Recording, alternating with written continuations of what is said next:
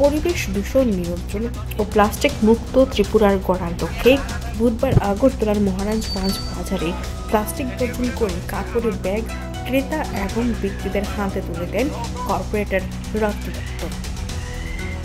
জানেন কত দিন আমাদের পরিবেশ কী করে সুন্দর রাখা যায় সেই প্রচেষ্টায় আমরা চালিয়ে যাচ্ছি। আমরা এবার প্লাস্টিক নিয়ে উদ্যোগ নিয়েছি। আমরা মাননীয় মুখ্যমন্ত্রী অনেক প্রচেষ্টা চালিয়েছি সুন্দর ত্রিপুরা গড়ার। সেই সুন্দর ত্রিপুরা গড়ার একটা মাত্র যে প্লাস্টিক বর্জন করতে হবে। তাই আমি সেদিনও কামানচুবনি সব ব্যবসায়ীগুলোকে ডেকে ব্যাগ দিয়েছি। আজকে আমি মহারাজগঞ্জ বাজারে সবজি ব্যবসায়ীদের পাশে এসে উদাহরণদের সহযোগিতা চাইছি যে আপনারা প্লাস্টিক বর্জন করুন। আপনার মাননীয় মুখ্যমন্ত্রী আমাদের জন্য অনেক প্রচেষ্টা চালাচ্ছে, কত মানে রাত দিন ঘুরে বেড়াচ্ছে চতুর্দিক দিয়ে।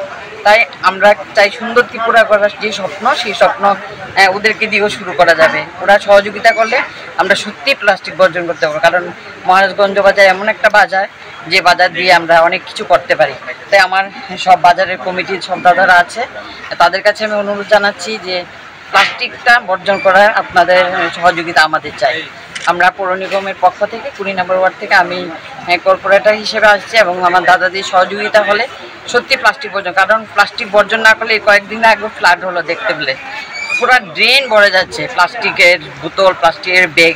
ওটি তো আর নষ্ট হয় না, কিন্তু কাপড়ের ব্যাগ 2 দিন পরে নষ্ট হয়ে যায়। তাই সবার কাছে আমার অনুরোধ থাকবে, সবাই মিলে যদি আমরা সহযোগিতার হাত বাড়িয়ে দিই প্লাস্টিক বর্জন আমরা বেশি করতে পারবো।